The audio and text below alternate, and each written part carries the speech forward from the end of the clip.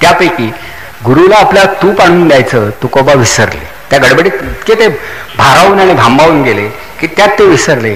कितीतरी काळ ते हळहळत होते, परंतु त्यानंतर मात्र हा मंत्र ते जपत राहिले. या मंत्र जपामुळं माणसाच्या मनाला शांती लाभते, रामाचा असेल किंवा कृष्णाचा असेल. म्हणून मंत्र जप हा ऐहिक लाभासाठी कधीही करायचा नसतो. अनेक विवंचनाने सदोदित व्यग्र असणारं आपलं मन शांत आणि प्रसन्न व्हावं यासाठी मंत्र जप करायचा असतो. ऐहिक लाभासाठी वारकरी धर्मामध्ये कधीही जप केला जात नाही. केवळ मानसिक आणि आध्यात्मिक उन्नतीसाठी हा जप केला जातो.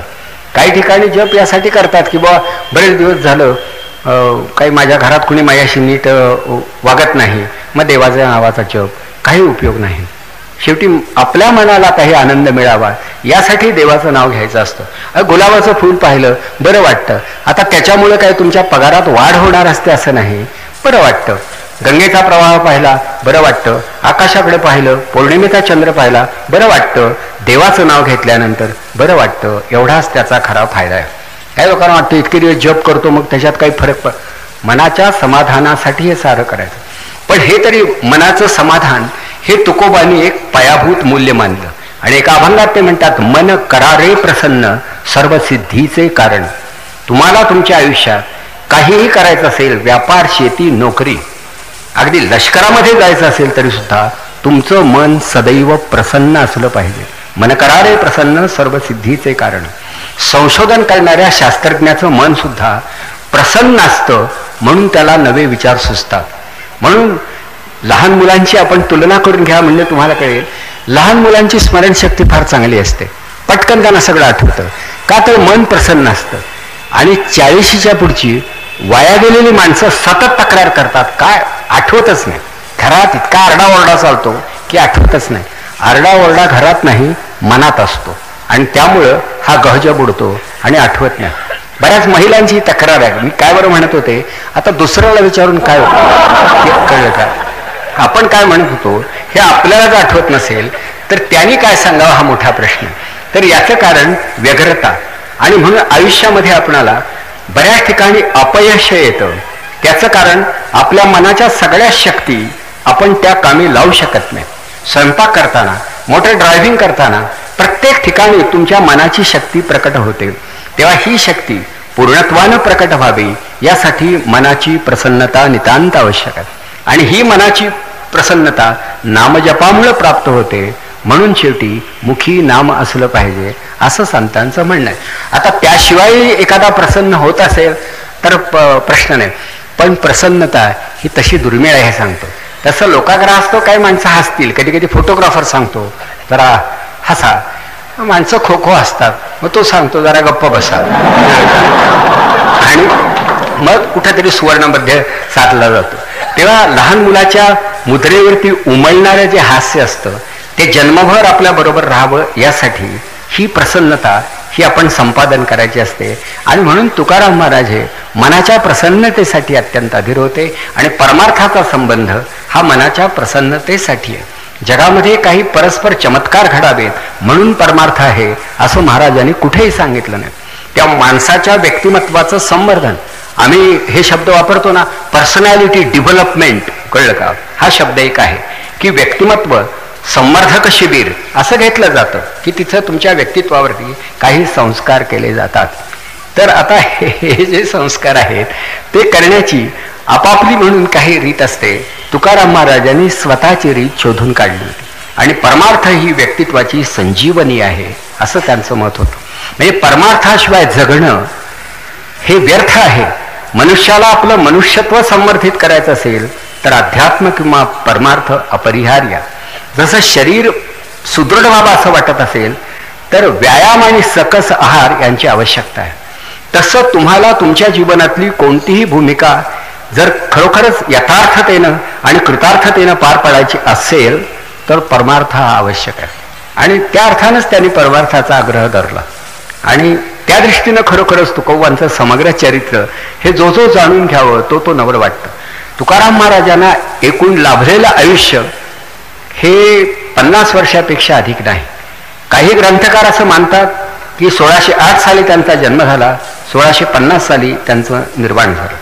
काही जण 10 वर्ष फक्त मागे जातात आणि 98 साली म्हणजे आदल्या शतकात त्यांचा जन्म झाला असं सांगतात.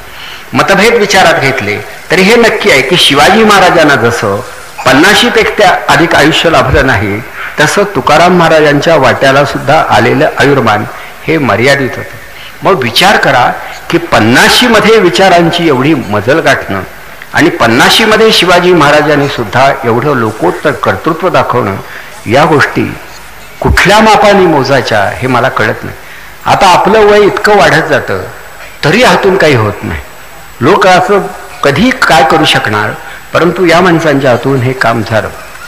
मग तुकाराम महाराजांची दिनचर्या काय असेल, माझ्यासारख्याला कुतूहल वाटतं की मग महाराज हे सारखा जर उपदेश करत बसले, त्यांचं शेत कुणी पिकवलं असेल, घरच्या लोकांना खायला अन्न कसं मिळालं असेल, तर हे निश्चित आहे की महाराजांच्या वाट्याला जो जो व्यवसाय आला असेल त्या त्यावेळी तो व्यवसाय त्यांनी मनोभावे केला असेल.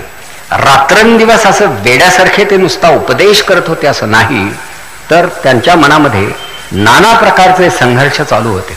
कारण ते म्हणतात की रात्रंदिना आम्हा युद्धाचा प्रसंग, आंतरबाह्य जग आणि मन. हा मोठा संघर्ष आहे. जीवन हे वाटते इतकं सुलभ कुठं आहे.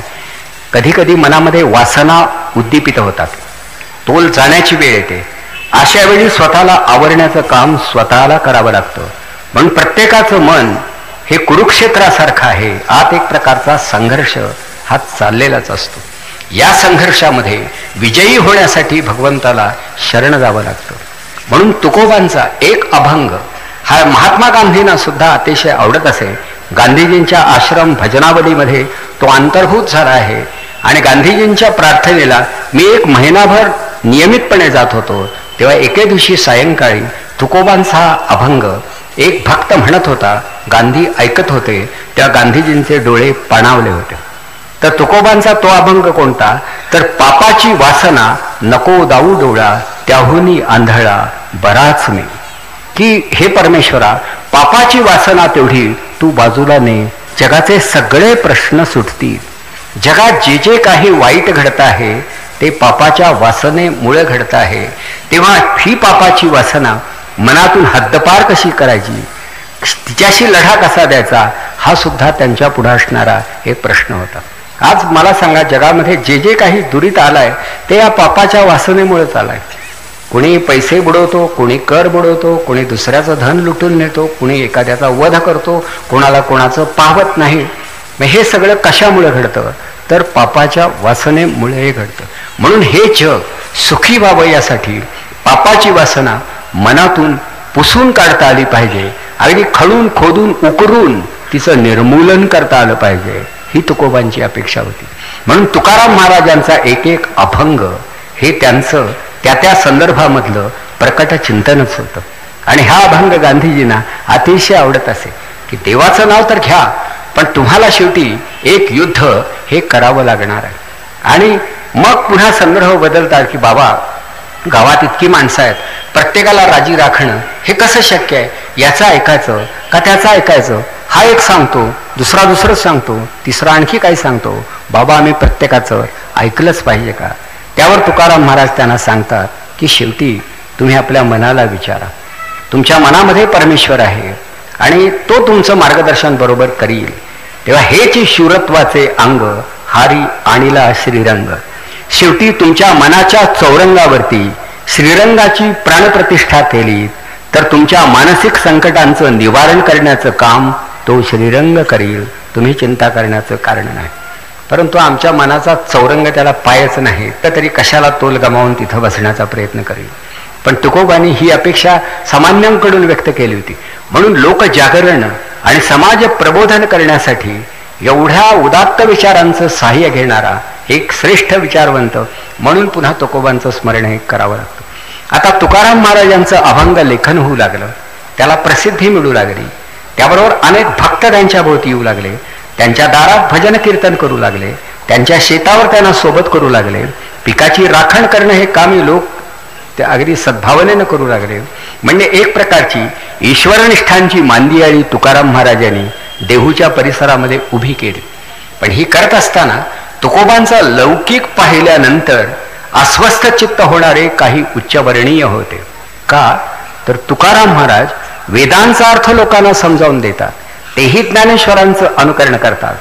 तुकाराम महाराज ह्या वैदिकांना उद्देशून म्हणाले होते की तुम्ही नुसतं पाठांतर करणारे लोक आहात, अनुभवाचा भाग इथे आहेच कुठे. नुसतं तुम्ही जिव्हाग्रावरती काही गहन अशी वचनं घेऊन लोकांना स्तिमित करण्याचं काम करता, तुम्हाला वेद कळले नाही. आणि एका अभंगात ते म्हणतात, अर्थेवीन पाठांतर कासया करावे, व्यर्थची मरावे घोकुनिया.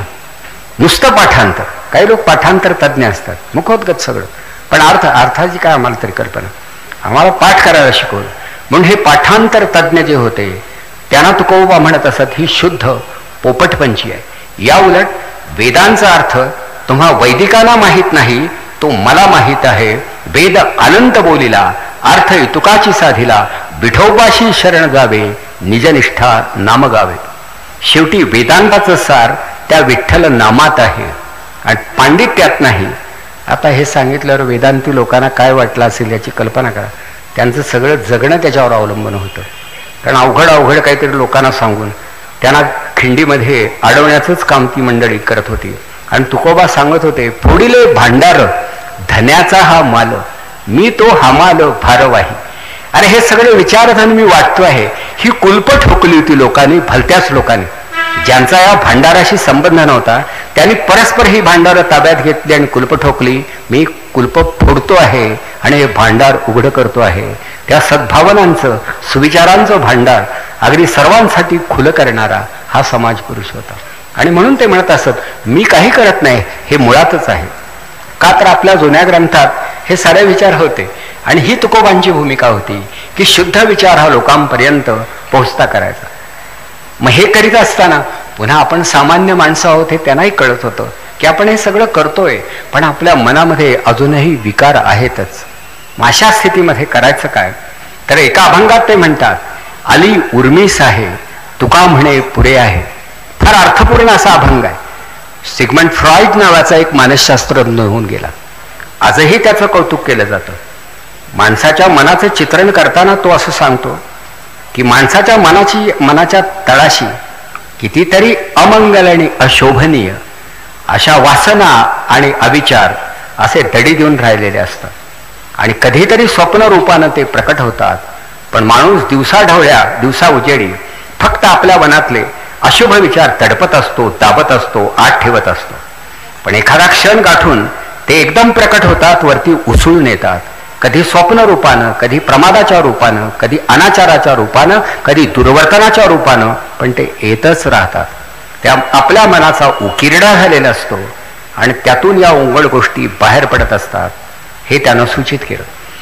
मग अशा वेळी माझ्याही मनात तेच आहे हे तुकोबांच्या लक्षात आलं की पाहतो आहे की देवा वरून मी तुझं नाव घेतो आहे, पण आत मात्र माझ्या मनामध्ये काय काय दाटलं आहे. नुसतं तण आणि नुसते काटे कुठे नाहीत, तर माझे जन्मजन्मांतरीचे वैरी माझ्या मनाच्या गढीमध्ये दडी देऊन बसलेले आहेत. तेव्हा काय करायचं. आणि मग तिथे ते म्हणतात की आता हा लढा मी देणारच आहे, हा प्रसंग युद्धाचा आहे, पण तरी मला तुझा आधार हवा आहे. आली उर्मीस आहे तुका म्हणे पुरे आहे. म्हणजे इतकं आत्मपरीक्षण, निरीक्षण आणि पृथक्करण करणं हे सुद्धा काम तसं अवघड आहे. मग आता तुकाराम महाराजांचं एक प्रज्ञावंत म्हणून लौकिक झाल्यानंतर मग गावामध्ये विरोधक तयार होतात, तसे त्यांना झाले. ते मंबाजी बाबा होते, दुसरे रामशास्त्री वाघोलेचे होते, काही मंडळी होती, गावकरी जवळचेच होते, फार दूरून काही मागवलेले नव्हते. त्यात त्यांनी एकच काम करायला सुरुवात केली. हा माणूस काय याचं शिक्षण, किती याची विद्वत्ता, कुठल्या विद्यापीठाचा पदवीधर, काय याला मान्यता. उगीच लोक फेर धरून त्याच्या भोवती नाचतात, त्याला नमस्कार करतात. आम्ही केवढे विद्वान, आम्ही किती जाणते, मुळावर आम्ही नेणते तरी सुद्धा आम्ही जाणते. तेव्हा लोकांनी आम्हाला नमस्कार करायला हवा. जो तो उठतो आणि त्या तुकोबाकडे जातो. हे शेवटी लोकांना काही कळत नाही. म्हणून तुकोबांकडे जाणाऱ्या लोकांचे मार्ग अडवण्याचा उद्योग त्या मंडळीने केला. काही मारेकरी सुद्धा वाटेवरती बसवले की जाऊ नका त्या तुकारामाकडे. तर त्या माणसाला काय कळतं. आज शास्त्री बाबा आपणाला 4-4 तास कंठरवाने एखादी गोष्ट खोटी असून सुद्धा किती तळमळीनं सांगतात. तेव्हा त्यांचं भाषण ऐकण्याच्या ऐवजी तुम्ही त्या भाबड्या माणसाकडे जाता आणि त्याचं ऐकता, हे बरं नाही. म्हणून तुकाराम महाराजांना अनेक विरोधक आणि अनेक वैरी त्यांच्या डोळ्यात देखत निर्माण झाले. असं काही मानू नका की बुवा विरोधक हे फक्त राजकारणातच असतात, परमार्थात सुद्धा विरोधक असतात. का तर महाराजांचा लौकिक अनेकांना सहन होईना. हा माणूस साधा शेतकरी कुटुंबामधला आणि तो आता परमार्थ सांगतो आहे. हा अधिकार वस्तूचा आमचा आहे. व्यासपीठावरती बसून अखंडितपणे एखाद्या गोष्टीचं विवेचन करणं हा आमचा जन्मसिद्ध अधिकार, हा परस्पर स्वतः बळकावतो आहे, हे बरं नाही. म्हणून महाराजांना विरोध करण्यात आला. पण त्याच वेळी महाराजांच्या व्यक्तित्वानं प्रभावित होऊन त्यांच्या दर्शनासाठी अगदी मोठ्या अधीरतेनं येणारी कितीतरी माणसं होती. आणि त्यामध्ये शिवाजी महाराज हे होते. अर्थात महाराज व्हायला बराच अवधी लागला, पण तरी सुद्धा एक जहागीरदाराचा मुलगा म्हणून तशी त्यांची ऐपत मोठी होती.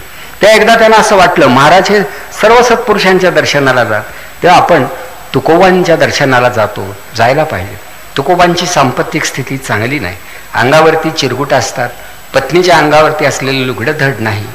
अशा स्थितीमध्ये तुकोबांना आपण काहीतरी मदत केली पाहिजे असं कुठल्याही सद्भावनेनं प्रेरित झालेल्या सज्जनाला वाटतं. तसं शिवाजी महाराजांना वाटलं आणि म्हणून त्यांनी अगदी काही अलंकारांनी, नाण्यांनी, सोन्याने भरलेली ताटं ही तुकाराम महाराजांकडं धाडली.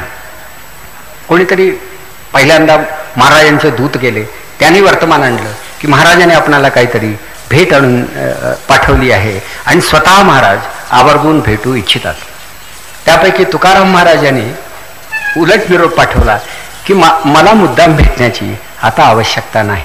कधी योगायोगानं घडल्या भेटी तेवढ्या पुऱ्या आहेत. आमचे हे रोड हातपाय बघण्यासारखं यात काय आहे?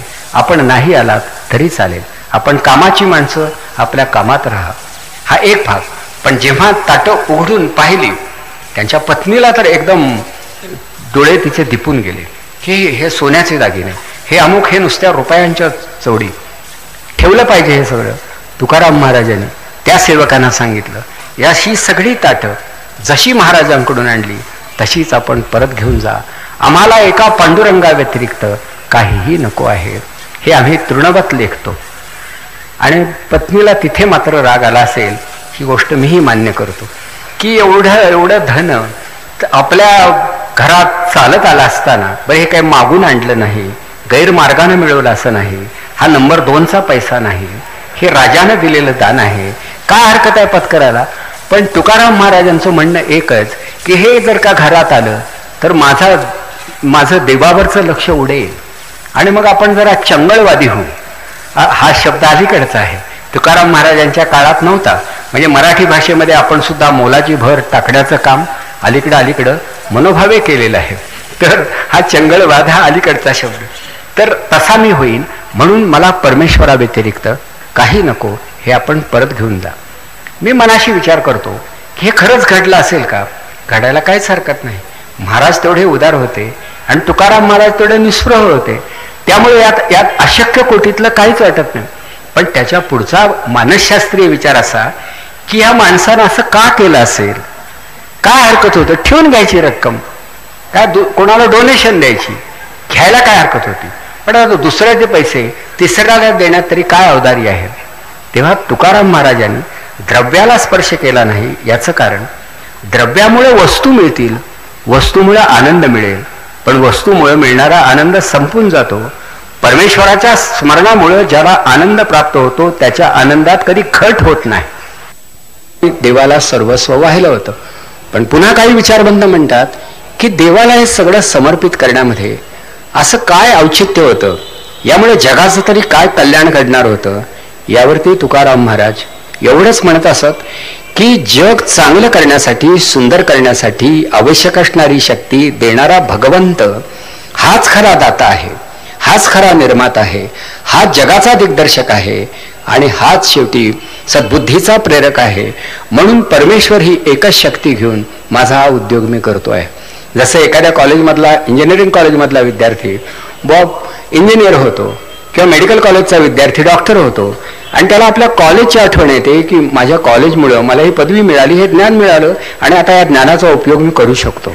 तसं पांडुरंगाच्या महाविद्यालयात तुकाराम महाराज पदवीधर झाले होते, त्यांची योग्यता वाढली होती, त्यामुळे जगाची सेवा करण्याची त्यांची शक्तीही वृद्धिंगत झाली होती. म्हणून ते देवाचं स्मरण करत होते.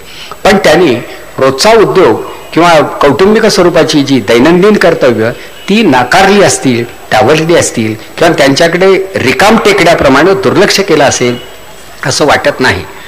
मग ते तर्कानंच आपणाला जाणावं लागेल. तर असा एक एवढा मोठा प्रतिभावंत, बरं त्यांचे एकूण अभंग किती? जवळजवळ 4000 किंबहुना त्यापेक्षाही अधिक. काही प्रक्षिप्त आहेत वगैरे म्हणतात. 4000 अभंग. विचार करा, ज्या माणसाचं आयुष्य हे 50च्या आसपास संपलं आणि त्याच्या सुरुवातीचा बालपणाचा काळ सोडून द्या, त्यानंतर प्रपंचाचा काळ सोडून द्या, त्यानंतरचा दुष्काळाचा काळ सोडून द्या आणि त्या पुढचंच हे सगळं लेखन आहे. हे लेखन कधी केलं असेल, हे स्फुरण कधी घडलं असेल? तर तुकाराम महाराज साधनेच्या बळावरती उच्चतर अशा मनस्थितीपर्यंत जाऊन पोहोचले आणि मग मात्र हा झरा कधीच आटला नाही. अशा एका मानसिक स्थितीपर्यंत गेले. म्हणून तुकोबा सांगत होते की तुम्ही मनाची प्रसन्नता या नावाची पातळी जर का गाठली तर कशाचीही ददात तुम्हाला भासणार नाही. एखाद्या पर्वतात तुम्ही गेलात, गंगेच्या उगमस्थानापर्यंत जर पोहोचलात तर शुद्ध पाणी अहोरात्र तुम्हाला मिळत राहील. तसं तुमच्या मनामध्ये असणारी ही विचारांची जी गंगा आहे तिच्या उगमस्थानापर्यंत जा, हा त्यांचा आग्रह होता. आणि म्हणून तुकोबा हे उपदेशासाठी अधीर होते, उत्सुक होते. पण बाकी सर्वत्र व्यवहार सांभाळत होते. मी त्यांच्या सगळ्या उपमा, त्यांचे दृष्टांत हे सगळे व्यवहाराला धरून आहेत. कोणीतरी एक असेच गृहस्थ मध्येच उठले आणि बाबांना म्हणाले की बाबा, तुमच्यावरती रागावलेले तुमचे विरोधक वैरी जे आहेत ते शेवटी आता तुमचे सारे जे अभंग आहेत ते बुडवून टाकणार आहेत. आणि ते घडलं देखील की शेवटी हे रामेश्वर भट्ट होते, काही वैदिक होते, त्या सर्व लोकांनी तुकाराम महाराजांना अगदी शेवटी जाब विचारण्यासाठी एके दिवशी समोर आणून उभं केलं आणि त्यांना एवढाच प्रश्न विचारला की तू वैदिक तत्वज्ञान सांगतोस, तुझी वेदावरती निष्ठा आहे का? त्यावर तुकोबा म्हणाले ती आहे. मग तसं जर असेल तर संस्कृत ऐवजी तू मराठीतून हे सारं प्रतिपादन का करतोस? तर ज्ञानराज माऊलीने हे केलं. ज्ञानोबा तुमच्या शतपट विद्वान असून त्यांनी मराठीतून प्रतिपादन केलं. मी त्यांचा पाईक आहे, मी पायीची वाहन आहे, साक्ष ज्ञानोबांची आहे, म्हणून मी मराठीतूनच लिहिणार. ज्ञानदेवानी पाया घातला म्हणतात, तो या भावनेचा सुद्धा पाया घातला. नाहीतर हो जमल्यास मग जरा संस्कृत ट्युशन लावतो आणि उद्यापासून संस्कृत क्लासेस घेतो, असा प्रकार नाही. मी मराठीतूनच हे सारं सांगणार. आणि शेवटी तू वैदिक धर्माची एक विटंबना केलीस म्हणून तुकाराम महाराजांना त्यांची ती अभंग गाथा ही नजरेआड व्हावी म्हणून त्यांना ही सजा पंडितांनी दिली होती असं म्हणतात. आता खरं काय झालं कल्पना येत नाही. किंवा सगळे अभंग एकत्रित कर आणि तू या पाण्यामध्ये आमच्या डोळ्या देखत बुडवून टाक. का? आम्हाला अमान्य आहे. शेवटी या गावाचा पारमार्थिक, आध्यात्मिक, सांस्कृतिक शास्त्रेपणा हा आमच्या हाती आहे. आम्ही संस्कृतीचे नियामक आहोत, आम्ही तिचे प्रशासक आहोत, आम्ही तिचे संरक्षक आहोत, आम्ही उच्चवर्णीय आहोत, आम्ही ब्राह्मण आहोत, आम्ही विद्वान आहोत. आम्ही सांगू तेच होईल, तुला मध्ये हा व्यत्यय आणण्याचा अधिकार नाही. तेव्हा तू जे लेखन केलं आहेस हे संस्कृतीला सोडून आहे, हे निषिद्ध आहे, हे धर्मबाह्य आहे. त्या हे सगळी बाडं, हे तुझी लिखित ही इंद्रायणीच्या डोहामध्ये बुडवून टाक असं त्यांना सांगण्यात आलं. आणि तुकोबानी निदान ती बाडं बांधून त्यांच्या हवाली केली असतील किंवा पाण्यातही टाकली असतील. आता ते मात्र मलाही नीट तसं कळत नाही. पुढं असं म्हणतात की पाण्यामध्ये टाकलेल्या ह्या साऱ्या वह्या काही दिवसानं वरती आल्या. तुकोबानी शेवटी निर्वाणच मांडलं. अगदी सरळ ते अन्न त्याग करून एका कोपऱ्यात बसले. माझे अभंग गेले, आता देवाचं नाव घेत मी बसतो. घटलंही असेल, लोकांनी तुकोबानी बुडवलं नसतं ना, यांनी बुडवले असते तुम्हाला सांगतो, गोळा करून. पण आपलं तुझं तूच बघ, बुडवलंस तर उत्तमच, नाहीतर तुझ्यासह आम्ही बुडवायला समर्थ आहोत. त्या तुकोबानी हे जाणलं असेल आणि कदाचित वह्या पाण्यात टाकल्या असतील. पण आता वह्या कागद पाण्यामध्ये टाकल्यानंतर त्या कशा नीट राहतील? जर 10-12 दिवस टाकल्या तर आपण हा घरी प्रयोग करायला हरकत नाही की त्यातलं अक्षर, त्यातली शाई, तो कागद पाण्यात टिकणं हे शास्त्रीय दृष्टीनं तर थोडंसं अवघड वाटतं. आणि तरी तुकोबांचे अभंग मागे राहिले, हे कसे राहिले असतील? तर शेवटी तर्काला पटेल असं त्याचं उत्तर एकच आहे. ते म्हणजे तुकाराम महाराजांचे अभंग घराघरात जाऊन पोहोचले होते, लोकांच्या मनावरती कोरले होते, लोकांच्या पाठांतरात होते. म्हणून या वह्या जरी बुडवल्या गेल्या तरी तुकाराम महाराजांचे खेड्यापाड्यातले हजारो भक्त एके ठिकाणी आले आणि आठवतील ते अभंग म्हणू लागले आणि ते अभंग पुन्हा उतरले गेले आणि तुकोबांना त्या वह्या पुन्हा देण्यात आल्या. बाबा बुडाल्या त्या वह्या बुडाल्या, पण आमच्या मनाच्या डोहात असणारे ते सारे अभंग तळातून आम्ही वरती काढले आणि या नव्या वह्या आम्ही तयार केल्या. ही गोष्ट जास्त शक्यतेच्या कोटीतली आहे. पण आता एखादी कथा सांगायला सुरुवात केल्यानंतर ते बुडवले. मग एकदम पांडुरंग आला आणि त्यानं त्या वह्या दिल्या. चित्रपटात हे दाखवलं जातं आणि बरंही असतं, असं दाखवावं, नाही तर आता काय दाखवायचं तरी काय, हा मोठा प्रश्न आहे. पण मग एक प्रश्न असा येतो की पांडुरंगाला जर इतकं लक्ष घालायचं होतं तर बुडवतानाच त्यांनी यायला पाहिजे होतं. आणि बरं, वह्या तारण्यापेक्षा या पंडितांच्या डोक्यावर हात ठेवला असता पांडुरंगानं तर किती बरं झालं असतं. म्हणजे की बुवा नका हा विचार करू. परंतु देव सुद्धा बघत असतो, मोठा चतुर आहे. मला तर असं वाटतं देव जर खरंच कोणी असला तर तो राजकारणी सुद्धा असण्याची दाट शक्यता आहे. शांतपणे बघत बसायचं, होईल ते होऊ द्यायचं आणि मग मध्ये पडायचं, हा जो प्रकार आहे ही सगळी खेड्यातल्या कारभाऱ्यांची लक्षणं आहेत असं मला वाटतं. परंतु असं नका, विश्वाचा कारभार तो पाहतो. परंतु माझी समजूत अशी आहे की लोकांनी ते अभंग मुखोद्गत केले होते आणि त्यामुळे ते मागे राहिले आणि मग त्याचं संकलन झालं आणि हे तुकोबाचे अभंग हे तुमच्या माझ्या वाट्याला येऊ शकले. हा आनंदाचा ठेवा आहे आणि हे शुद्ध रोकडे विचार आहेत, याच्यामध्ये कसलाही मिथ्या आग्रह नाही. तेव्हा खेड्यामध्ये जन्माला आलेल्या शेतकरी कुटुंबामध्ये लहानाचा मोठा जो झाला अशा माणसाला या प्रकारचे विचार स्फुरू शकतात, हे नवल नाही का? मग आमचे विद्यार्थी MA होतात, MPhil होतात, PhD होतात, ह्यापैकी कोणालाही या प्रकारचं लेखन का जमत नाही? त्यांचं म्हणणं असं की आमच्या प्राचार्यांना आणि कुलगुरूंना जमत नाही तर आम्हाला तरी का जमावं, हा मोठा प्रश्न आहे. म्हणजे शेवटी तुकाराम महाराज हे खरोखर विद्वानांचे मुकुटमणी म्हणून शोभतील इतके खरं मोठे होते. पण आपला मोठेपणा कधीही त्यांनी मिरवला नाही. नाहीतर शिवाजी महाराजांना त्यांच्याविषयी वाटणारा भक्तिभाव त्याचं भांडवल करून शिवाजी महाराजांकडून कितीतरी कामं तुकाराम महाराजांना करून घेता आली असतील, पण त्यांनी कधीही असं साकडं कोणाला घातलं नाही. ही सामान्य माणसं, त्यांनाच त्यांच्या कल्याणाचा विचार मी सांगणार असं ते म्हणत होते. पण तुकोबांनी शेवटी सामान्य माणसाला तरी सांगितलं काय, तर सगळ्या वारकऱ्यांनी जे सांगितलं तेच तुकाराम महाराजांनी सांगितलं. पहिलं पथ्य असं की मद्य मांस निवृत्त जीवन जगा, कधीही मद्यपान करू नका, कधीही मांसाहार घेऊ नका, एकादशी व्रत करा, शरीर शुद्ध करा, देवाचं स्मरण करा. नाही आता या गोष्टी सगळ्या त्यामध्ये आल्या की मध्यमांस निवृत्त जीवन आणि परस्त्री ही माऊली समान लेखा. जीवनामध्ये कोणीही स्त्री एक तुमची पत्नी सोडली तर प्रत्येक स्त्रीशी तुमचं हे नातं असं असलं पाहिजे असं वारकरी धर्म सांगतो. म्हणून आहार कसा असावा, विहार कसा व्हावा, उच्चार कसा असावा हेही तुकोबांनी सांगितलं. म्हणजे प्रत्येक व्यक्तीला एक आदर्श जीवनचर्या ही तुकोबांनी आखून दिली. आता एवढं जरी आपण पाळलं तरी खूप आहे. एकादशी सुद्धा कशासाठी करायची, आपल्याकडे उपवास सांगितलेले आहेत. तर एवढ्यासाठी की जेव्हा तुम्ही पचन संस्थेवरचा भार कमी करता त्यावेळी अंगामधलं चैतन्य जंतूंचा नाश करण्यासाठी, आजार बरा करण्यासाठी खर्ची पडतं. म्हणून उपवास हा स्वास्थ्यासाठी आवश्यक असतो.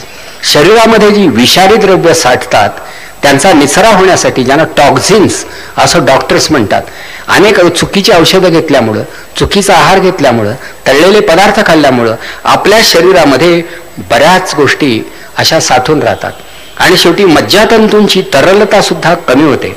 म्हणून हे शरीर शुद्ध करण्यासाठी, मज्जासंस्था निकोप करण्यासाठी उपोषण ही प्रक्रिया आवश्यक आहे. म्हणून वारकरी धर्मामध्ये ही एकादशी सांगितलेली आहे. इतकंच नव्हे तर प्रत्येक गोष्टीला आशय आहे. उदाहरणार्थ असं की आपल्याकडे वारकरी हा जेव्हा पांडुरंगाला नमस्कार करील किंवा एखाद्या सत्पुरुषाला, वडीलधाऱ्याला करील तेव्हा डोकं आहे ते पायावरती टेकवलं जातं. पांडुरंगाचे जे पाय आहेत त्या पायामध्ये सगळ्या जगामधली गती आणि जगामधली स्थिती आहे. म्हणून या पायाचा स्पर्श डोक्याला घडला पाहिजे. पांडुरंग हा माझ्या डोक्याच्याही वर आहे, तो उंचावर आहे. म्हणून देवाचे जिथे पाय आहेत तिथे प्रथम माझं डोकं पोहोचलं पाहिजे. देवाचा आणि माझा संबंध हा असा आहे. त्यानंतर हा बुक्का लावला जातो. हा बुक्का तरी कशासाठी, तर हा हरीचा वर्ण आहे आणि ज्याच्या ज्याच्या मस्तकावर बुक्का असेल त्याच्या मनामध्ये शुद्ध विचार यावेत, कारण हा हरीचा वर्ण तू लिहिलास, आता हे मस्तक तुझं राहिलं नाही, हे देवाचं झालं, म्हणून यात अविचार शोभत नाही. त्या वारकरी बुक्का लावतात तो यासाठी हे कृष्णाचं स्मरण असतं, हे पांडुरंगाचं स्मरण असतं, हा पावित्र्याचा स्पर्श असतो, ही मांगल्याची एक मुद्रा असते आणि म्हणून तो बुक्का लावला जातो. तोही पुन्हा आपल्या देशात स्त्रियांचं कुंकू, पुरुषांचा गंध हा कपाळाच्या मध्यभागी लावला जातो. याच्या मागे पुन्हा एक कारण आहे. तुकाराम महाराजांना ते माहीत होतं. ते कारण इतकंच आहे की दोन भुवयांच्या मध्यभागी अत्यंत महत्वाचं आणि शरीरामधलं एक नियामक मज्जा केंद्र आहे. त्याला आज्ञाचक्र असं योगामध्ये म्हणतात. षटचक्र भेदन प्रक्रियेमध्ये आज्ञाचक्राला अतिशय महत्व आहे. आणि सहस्रार चक्र जे आहे तिथे साक्षात शिव आहे आणि कुंडलिनी जगदंबा हे पार्वतीचं रूप मूलाधार चक्रात आहे. कुंडलिनीला जाग आल्यानंतर मार्ग काढीत शिवापर्यंत ती जाते आणि शिवाशी ती एकरूप होते. ती माणसाची मुक्ती असते. तेव्हा इथे हे आज्ञाचक्र आहे ते अतिशय महत्वाचं आहे. त्याला स्पर्श घडावा म्हणून कुंकू लावताना बोट तिथेच टेकवलं जातं. नमस्कार करताना कपाळ बरोबर त्याच भागावरती टेकवलं जातं. गंध लावताना सुद्धा तो तिथेच लावला जातो. आणि म्हणून आपल्या देशामध्ये हे कपाळ आणि त्याचं एक शरीर विज्ञान हे फार बारकाईनं अभ्यासलेलं आहे. आपल्या देशात हे शिरस्त्राण वापरावं, डोक्यावरून पदर घ्यावा हेच पूर्वी सांगितलं जात असे. म्हणजे पदर घेतला पाहिजे तो कशासाठी, तर उन्हामध्ये तापू नये. डोकं जर का तापलं तर विचारावरचा ताबा कमी होण्याची शक्यता असते. आणि म्हणून आपल्याकडे फेटा बांधण्याची, रुमाल बांधण्याची, पागोटं बांधण्याची रीत होती. मला वाटतं याच्या मागे विचार आहे, कसलाही अविचार नाही. याच्या उलट आपण शिकलेली माणसं सगळं अंग झाकतो आणि डोकं तेवढं वाऱ्यावर सोडतो. म्हणजे सगळ्यात महत्वाचं जर काही असेल तर डोकं आहे. बरं, आपल्याला डोकं आहे हे आपल्याला माहीत आहे. केवळ ते एक सौंदर्य लक्षण म्हणून डोक्यावरच्या केसाकडे आपण पाहतो. तुम्ही म्हणाल एवढं व्याख्यान देता, तुम्ही काय करता, तर मी फेटा काही बांधला नाही. समारंभात कधी बांधून घेतला असेल तेवढा, पण मी 12ही महिने छत्री वापरत होतो. एकही दिवस मी कधी डोकं तापून घेतलं नाही. सभेला येताना सुद्धा रुमाल असा लावून येतो का, तर डोकं तापू द्यायचं नाही हा परमार्थातला संकेत आहे. म्हणून 1000 वारकऱ्यामधल्या 999 वारकऱ्यांच्या डोक्यावरती फेटा हा असणारच. आणि स्त्रियांचा पदर जर त्या वारीला जाणाऱ्या असतील तर डोक्यावर असणार हे उघड आहे. म्हणजे शेवटी कपाळ, डोकं, विचार, योगशास्त्र हा सगळा भाग त्यामध्ये आलाय. साष्टांग नमस्कारामध्ये सुद्धा जी 8 अंग टेकवली जातात त्यांनाही काहीतरी एक वेगळी शरीर वैज्ञानिक आशय आहे. म्हणजे यातलं अविचारानं, अपघातानं, कोणाच्या लहरीनं काहीही आलेलं नाही. याच्या मागे खूप विचार आहे आणि म्हणून तोच विचार तपासून घ्यावा असं माझं मत आहे. त्या शक्य असेल तर गंध लावावा. आता मराठवाड्यामध्ये एवढा उष्मा असतो, विदर्भात असतो, तर आपल्याकडे कपाळभर काही लोक गंध लावतात. काहीच हरकत नाही. उलट चंदनाचा लेप जर का दिला तर त्यामुळे मस्तक शांत राहण्याची दाट शक्यता आहे. फक्त लोक विचारतील या भीतीनं आपण तो लावत नाही. आपण लोकांना फार भीतो. वस्तुतः लोकांनी पापाला भ्यायला हवं, ते न भीता एकमेकांना भिणं आणि एकमेकांना भीती दाखवणं हा सांस्कृतिक उद्योग आपल्या देशात चालू आहे. त्या वारकऱ्यांचे रीतिरिवाज हे असे आहेत. प्रसादाच्या बाबतीत तुम्ही पहा की जे चिरमुरे किंवा मुरमुरे आपण म्हणतो, आता हा वारकऱ्यांचा प्रसाद आहे. या प्रसादाचं ओझं कोणालाही वाटत नाही. काश्मीर पासून कन्याकुमारी पर्यंत लीलया हा नेता येतो आणि गरीबातल्या गरीब माणसाला तो परवडतो आणि कितीही दिवस झाले तरी तो तसाच राहतो. असा हा प्रसाद आहे. म्हणजे हा प्रसाद सुद्धा ज्यांनी शोधला त्यानंच समाजशास्त्र मला वाटतं तयार असलं पाहिजे. नाहीतर ताज्या तुपामधला, साजूक तुपामधला शिरा, साजूक नाजूक शिरा 2 दिवसापेक्षा अधिक काळ चांगला राहत नाही. पण पंढरपूरचा प्रसाद हा कितीही काळ राहू शकतो. त्यात फार फार काय डाळे ते मिसळले जातील, त्यांनाही काही ढळ पोहोचत नाही. म्हणजे हे समाजशास्त्र आहे ना, वारकऱ्यांचं आणि वारकरी धर्माचं समाजशास्त्र हे अभ्यासलं पाहिजे. त्याचं योगशास्त्र अभ्यासलं पाहिजे. आणि तुकाराम महाराज या सर्व शास्त्र शाखांचे खरे अभ्यासक होते. म्हणून त्या दृष्टीनं मी स्वतः खरं त्या भावनेनं त्यांच्याकडे पाहतो. पण आता प्रत्यक्षात व्यक्तिगत भावनांचं काय, तर अनंतराव पाटील या नावाचे विशाल सह्याद्रीचे भूतपूर्व संपादक, त्यांनी तुकाराम महाराजांचं एक चरित्र लिहिलंय. या 2-3 वर्षात लिहिलं असेल. अनंतरावांचं गाव देहू. तेव्हा त्याने असं सांगितलं की तुकोबा ज्यावेळी निर्वाणाप्रत गेले, नांदुरकीच्या झाडाखाली त्यांचं शेवटचं कीर्तन झालं, त्या कीर्तनाच्या वेळी म्हणजे तो एक विशिष्ट समय आहे, तर त्यावेळी त्या गावामधल्या त्या विशिष्ट झाडाची पानं हलतात, हलायला लागतात, म्हणजे वारा नसला तरी हलायला लागतात. मला अजून काही वेळ मिळाला नाही, तुम्हाला जर कधी वेळ मिळाला तर आपण जरूर जाऊन पहा. अनंतरावांना मी विचारलं, अनंतराव तुम्ही हे लिहून टाकलं, हे खरं आहे का? तर तुकोबांच्या अस्तित्वाची सूचक अशी ही एक निशाणी तुकोबांनी मागे ठेवली असं ते म्हणाले. जर आपल्यापैकी कोणाला त्या विशिष्ट क्षणी जाता आलं तर त्यांनी पाहावं आणि मलाही कळवावं. अर्थात तुकाराम महाराजांचं मोठेपण हे त्याच्यावर अवलंबून नाही. आता एक अत्यंत महत्वाचा तरीही वादग्रस्त आणि तशातही मनोरंजक मुद्दा असा की 50व्या वर्षी जग सोडून गेलेले तुकाराम महाराज गेले कसे आणि गेले कधी. आता गेले कसे याविषयी वेगवेगळ्या भूमिका आहेत. एक भूमिका अशी आहे की गावामधल्या नाराज आणि असंतुष्ट वैदिकांनी तुकाराम महाराजांना डोहामध्ये बुडवून टाकलं, हे एक मत आहे. म्हणजे तुकाराम महाराजांचा वध केला असं एक मत आहे. आता हे एक मत आहे. दुसरं मत असं आहे की तुकाराम महाराज हे सदेह वैकुंठाला गेले, हेही एक मत आहे. आता वारकऱ्यांची श्रद्धा अशी आहे की तुकाराम महाराज हे सदेह वैकुंठाला गेले. पहिला आले हरी शंखचक्र शोभे करी गरुडो फडात्कारे, हे सगळे जे वर्णन आहे ते वैकुंठ दर्शनाचं सूचक आहे असं मानलं जातं. आणि याच्या उलट जे परखड बुद्धिवादी आहेत त्यांचं म्हणणं असं की तुकाराम महाराज सदैह वैकुंठाला वगैरे गेले नाहीत, त्यांना बुडवून मारण्यात आलं. प्रश्न असा आहे की तुकाराम महाराजांना एकटं गाठणं, बाजूला नेणं हे तेव्हा शक्य होतं का, हा प्रश्न आहे.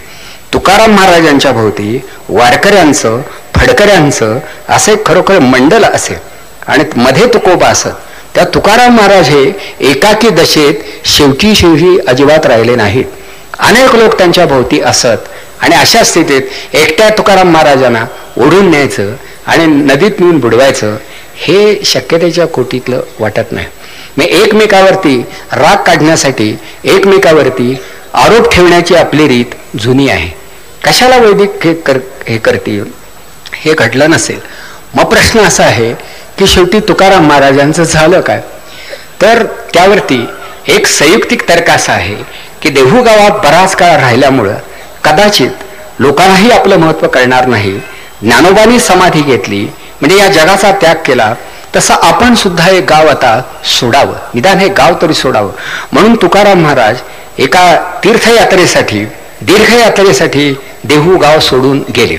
आम्ही जातो अमुच्या गावा, आमचा राम घ्यावा, या अभंगावरून असा तर्क करायला जागा आहे की तुकोबांनी मनाशी नियोजन केलं, देहू गाव सोडलं आणि ते चालते झाले, गेले यात्रेला. आणि तिकडेच शंकराचार्य, एकनाथ ही मंडळी यांनी देहत्याग या पद्धतीनंच केलाय की ती गेलेली आहेत माणसं. तसे तुकाराम महाराज गेले असतील ही गोष्ट शक्यतेच्या कोटीतली वाटते. काहीतरी मनाला यातलं थोडंफार पटू शकतं. त्यानंतर ते सदैह वैकुंठाला गेले, देवाचं विमान त्यांना न्यायला आलं, ही एक समजूत आहे. तर आता देवाचं विमान एकट्यासाठी खाली येणं, हेलिपॅड वगैरे या सगळ्या अडचणी आहेत. तर त्यावरती एक स्पष्टीकरण देण्यात येतं ते असं की तुकाराम महाराजांची अंत्ययात्रा जेव्हा निघाली तेव्हा त्यांच्यासाठी जी एक शय्या तयार करण्यात आली तिला देण्यात आलेला आकार हा विमानासारखा होता. म्हणजे शेवटी जशी काही वेळा गाडी किंवा लग्नाचं नाही का आपण नवरदेवाला एका विशिष्ट प्रकारच्या वाहनामध्ये बसवतो आणि ते सजवलेलं असतं, तशी त्यांची अंत्यशय्या अशा पद्धतीनं सजवली होती की पाहणाऱ्याला विमानाचा भास व्हावा. आणि अशा अधांतरीच नेण्यात आलं आणि विमानासारखी शय्या होती. फार अंतरावरून गर्दीत ज्यांनी पाहिलं त्यांना विमान दिसलं आणि त्यांनी कदाचित तसंही सांगितलं असेल की तुकोबा विमानानं गेले. आता गावात तर कोणाचं विमान नाही, शिवाजी महाराजांच्या जवळ विमान नाही, मग विमान असून असणार कोणाचं, तर देवाचं, ते वरून खाली आलं असावं. हाही कल्पिताचा विलास असण्याची शक्यता आहे. त्याच्या पुढे जाऊन काही योगाभ्यासक असं सांगतात की तुकाराम महाराज कीर्तन करीत असताना जागेवरतीच ते पंचत्वामध्ये विलीन झाले. ज्या पंचमहाभूतापासून माणसाची काया तयार होते त्या कायेमध्ये असणाऱ्या घटक द्रव्यांचं विसर्जन करण्या इतपत तुकाराम महाराजांचा योगाभ्यास झाला होता. म्हणून त्यांनी आपली काया जागीच विसर्जित केली. हेही एक मत होत आहे. तर याला पुरावा म्हणून काय, तर जैन दर्शनामध्ये तीर्थंकरांच्या निर्वाण समयी त्यांचा जो देह असतो तो असा विरून जातो. कापूर जळल्यानंतर मागे राख राहत नाही, कापूर गेलेला असतो, मागे काहीही राहिलेलं नसतं. हे जसं घडतं तसंच तुकाराम महाराजांच्या बाबतीत घडलं असावं की आपल्या योगबळानं त्यांनी आत्मविसर्जन केलं असावं आणि जीवित यात्रा संपवली असावी. हे तर्क आहेत, हा अभ्यासाचा भाग आहे. पण मी नेहमी हे सगळं अभ्यासतो, फक्त हात जोडतो आणि मनात असणाऱ्या तुकारामाला नमस्कार करतोस की हे महापुरुषा, तू जगात आलास हे अगदी खरं आहे, जगातून निघून गेलास हेही खरं आहे, तुझा अभंग मागे राहिला हेही खरं आहे. आम्हाला तुझं रूप तुझ्या अभंगामध्ये शोधण्याची शक्ती दे. विशेषतः शेतामळ्यामध्ये राबणाऱ्या मराठी माणसाची अस्मिता जागी करण्यासाठी तुझ्या अभंगांचं अमृत आमच्या उपयोगी पडू दे. कारण आम्हाला सुद्धा मोठं व्हायचं आहे आणि हे जग अधिक चांगलं करायचं आहे. तेव्हा तुझ्या अभंगांचं अमृत सेवन करून तुझं स्मरण करीत जगाचा इतिहास नव्यानं घडवण्याचा निश्चय तुझ्या साक्षीनं आम्ही करीत राहू, असं आश्वासन तुकोबांना द्यायला काहीच हरकत नाही असं मला वाटतं.